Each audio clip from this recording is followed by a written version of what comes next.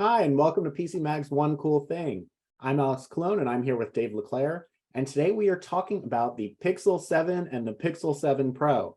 Now, these are Google's two latest flagships coming right at the end of 2022. The Pixel 7 is $599, and the Pixel 7 Pro is $899.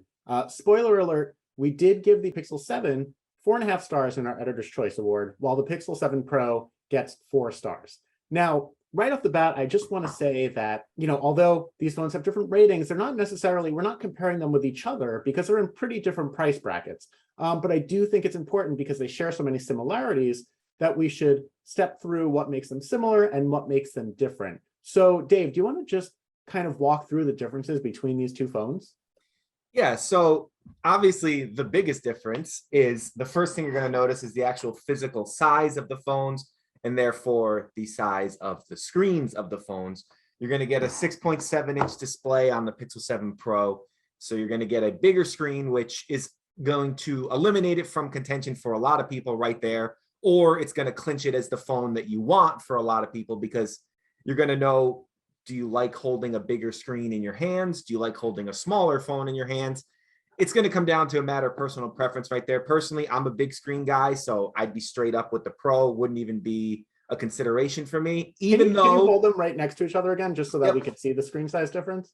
So you can see side by side, here they are lined up. You can see the Pro is a little bit taller and it's about the same width, but it's just a little bit taller and it's going to feel a little bit, you're going to feel it in your hand when you're holding it, especially if you have small hands. You're going to feel the difference between the two phones. It is noticeable, which is the case with pretty much every smartphone line. If you look at the iPhone, you're going to have the Pro Max is going to be bigger than the Pro and so on and so forth. So that's standard. They actually have the same chip in them, which is rather interesting. They both have the Tensor G2, so that you're not really paying for a huge performance boost if you go with the more expensive one. You're paying mostly for the bigger screen. You do get 12 gigs of RAM with the Pro versus 8 gigs of RAM with the base Pixel 7. But in our testing, that wasn't a super noticeable performance boost. Most of the tests revolve around the processor, and you can feel the difference with the multitasking between the RAM, but otherwise they're very close. So performance-wise, not really what you're paying for. You're mostly paying. Oh, I'm sorry to interrupt, but before you get any further, I did just want to touch on the fact that these both use Google's Tensor G2 processor, right? Correct. So can you just talk a little bit more about that? Like what makes this processor different than, say what Samsung is using, anything that it enables specifically on the Pixel? So yeah, the Tensor G2, the biggest difference between it and the Samsung phones is that it is a custom chipset designed by Google specifically for the Pixels, whereas Samsung uses your off-the-shelf processor. In the case of the Galaxy S22, it is the Snapdragon 8 Gen 1 chip, which is a really good chip. And the off-the-shelf chips do tend to score higher in the benchmarks than the Tensor, which is interesting because the Tensor is a very high-performing chip, but the raw numbers don't reflect that as much. So when you look at the review and you're like, geez, it scored like 200 points lower on the single core test, that's crazy. But you don't feel 200 points different when you're using the phone. And that's probably because of how it is tuned specifically to work with Android 13 and to work with the Pixel hardware. As far as what it enables, a lot of the features that the Tensor G2 specifically brings come to the camera. So there's a lot of stuff with post-processing that you can do, such as like the magic eraser, the face on blur. It can even go through, which this one I think is one of the coolest things. It can go through and unblur images taken with other phones, which to me, I was just like, that's crazy. Like most things you advertise with your phone is what this specific camera hardware can do. But actually with the Tensor G2 chip, you can take a picture you took with a Pixel 4 that was all blurry because somebody was moving, put it on your Pixel 7, run it through the process, and it's going to unblur it with fairly consistent results. So that was something that really kind of blew us away when we were testing these things. So that actually makes for a great natural segue, talking about image quality and unblurring old photos. One of the big things about the Pixel line that Google touts and that we've seen in testing is camera quality. So can you speak a little bit more about how the cameras work on these two different phones? You know, are there any differences between them? How do they compare to, you know, some of the other top phones that we've tested, like the Galaxy S22 line or the iPhones? Sure. So the base camera and the ultra wide camera are exactly the same on the Pro and the base Pixel 7. But the difference is with the Pixel 7 Pro, you're going to get a 48 megapixel telephoto lens that can optical zoom 5 times. If you are the type of person who likes to go to concerts and get photos or go to take landscape pictures, that's going to sell you on it right there. You could turn this video off. You could just leave, go buy the 7 Pro. It is the one for you because that telephoto lens for some people is a game changer. For some people who just want to take pictures of their family and friends, you probably don't need it. It's probably overkill. But if you are really into like smartphone photography, that's a big deal. Now, in terms of compared to other, such as Samsung and Apple, a lot of it comes down to the eye test, what you like. Samsung tends to boost the brightness and the colors and the vibrance of their photos to the point that I personally think they look a little fake. I like the less processed, cleaner look offered by a Pixel, but that's going to come down to your preference. At first glance, when you look at a Samsung picture, like we did some pictures of sky and you see like the vibrant blue and you're like, wow, that's really cool. But then you look at what your eyes see and you're like, the Pixel's actually a little bit closer to that.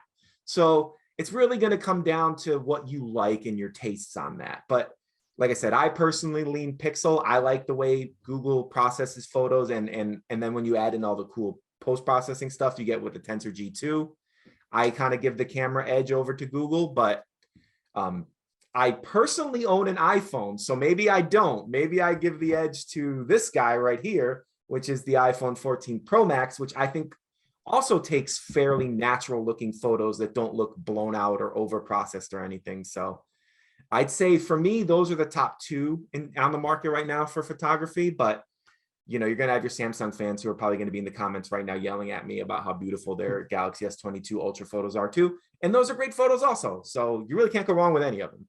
Yeah, I would say that we've reached a point now where when we're talking about high-end flagship phones, the camera quality, like it's kind of par for the course that, you know, you're going to get very good camera quality. So it does come down to these, you know, tiny differentiating factors, whether it's, you know, a zoom lens or even the color tuning that will be your deciding factor. That's why when we're testing phones, you know, we tend to take out a bunch of different phones. We'll take the shot of the same image side by side and then look at them. And sometimes, you know, there's clearly one image that's better than the others, but other times it really comes down to which ones do you prefer.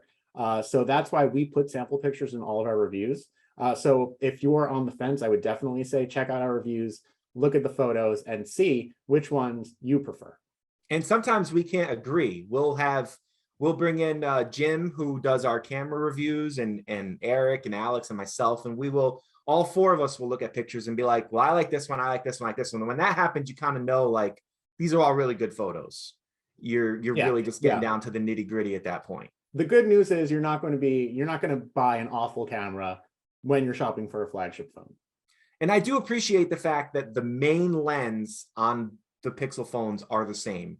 So your one that you're going to be using for like 80%, 90% of your photos, you are getting the same lens on the cheaper one as you are on the expensive one, which I think is a nice thing that not every company does. Mm-hmm. So another differentiating feature about the Pixels is the software experience. Now they run Android 13, but this is Google hardware, so it's coming directly from Google. So do you want to speak a bit to the software experience on the Pixel phones? Yeah, so the best thing I can say about the software experience on the Pixel 7s is that it is so smooth. It's one of those things where you just have to feel it. Like I've obviously used a lot of phones. Every day I'm using a different phone from every company you could think of. And there's just something about the pure feeling of Google's base Android that is just so good. Everything is just so snappy and so easy to use and so fun to navigate. But then you still have all the options to tweak it if you want to, and you can make it get funky with it if you want, make it look ridiculous. You know, it's just like Samsung One UI is great, and it's you know, Samsung has refined it and they've honed it down, but it doesn't have it'd be like having iOS with another company putting its spin on iOS. It's like, well, iOS is already really good. Why would you want to modify it? That's kind of how I've always felt about Android. It's just, why not just leave the pure base experience? I know they want to be able to sell their apps, and they want to be able to put their own app store on it and stuff like that. But you get no bloatware with Google. You just get your basic Google apps, which maybe you think of those as bloatware, but if you're not a Google user, if you don't use Gmail and you don't use YouTube, then why are you even looking at a Pixel phone? I mean, at the base level, you probably use some Google services if you're even considering buying a Pixel. So none of those apps are really bloatware. They're just experiences that you use every day on your web browser when you use Chrome and all that. So I just personally really like that about the phones. Not here to say that One UI is bad or that OnePlus's version of Android is bad or anything like that. I just think that if you want the clean Android experience, you want the features first and all that, to me, it's Pixel or bust in that regard. And, I think it's also worth noting that with Pixels, you tend to get the Android updates first. Google can send them right out to the phones. They don't need to go, Google's not putting out an update that Samsung then needs to apply its own touch to before it's going to get sent out. Basically, when a new version of Android comes out, if you have a Pixel, you are going to be the first in line to get that new version of Android, which is definitely something that we consider when we're rating these phones versus other Android phones. Yeah, I mean, it's Android 13 out of the box. You don't get a lot of, that's not out there with most phones. So, I mean, day one off the rip, you're getting the latest version of Android with, I'll be honest, there's not a ton of features in Android 13 that really have me blown away. It's more just, I like that the performance improvements and everything that it brings to the table, but like things like knowing who is speaking at with the voice recorder is not really going to sell me on an operating system. Like, it's a cool feature, but it's mostly the camera stuff that's really going to get you excited. And then, like I said, it's just the overall feel of Android 13 is very nice. All right, so that is sort of it for a general rundown on both of these phones. I will say again that with the Pixel 7, that one we gave 4.5 stars and our Editor's Choice Award. And that's because at $600, there really is no better Android phone in that price range. Not even close. Now, with the Pixel 7 Pro, that's $899. We gave that 4 stars. We didn't give it an Editor's Choice. And that's because at $899, which we consider, really the beginning of the high-end range for phones, you do have a lot more competition in that price range. So, Dave, I mean, it sounds like if you want a pure Android experience, if you like the camera quality, the Pixel 7 Pro might be for you. But what other phones in that $900 price range would you say are comparable? I mean, you got to look to the S22 Plus. That is our Editor's Choice for that price range, the flagship, where you're not quite at the ultra level, but you're still a very strong phone. You got to look there. I mean, that's got to be your first one that you think of. And then your other one has to be an iPhone 14 Pro. Those are going to be your very comparable phones. They're all going to have your telephoto lenses of varying zooms. They're all going to come with the top of the line chips and all the high end, all the goodies. And it's really, I wish I could say like there's a right or a wrong answer of which one to get, but let's be real here. There never has been. That's why we do reviews. That's why we test every phone against every other phone. All three of these phones are awesome. And if you bought one of them, you should feel good. You made a good purchasing decision if you bought any of those three phones. But at the end of the day, like you said, with the Pixel 7 base model, it really is without competition. It stands alone. Whereas the Pro, it's got to do more to sell you because it has so much to compete with in the space. And it's just, while it's a tremendous phone, the reason we gave it a 0.5 point lower score is it's just it's not perfect when it's put up against the direct competitors, whereas as the Pixel 7 is about as close to perfect as you're going to get for that price. Yeah, so ultimately all of that information is contained in our reviews, plus a whole lot more. You can see all of Dave's sample photos, you could see our benchmark tests, and you could see all the various comparisons to other phones in each price range. So if you're looking to get even more detail, definitely head over to pcmag.com and check out our reviews. Otherwise, thanks for tuning in to One Cool Thing, and we will see you again next time.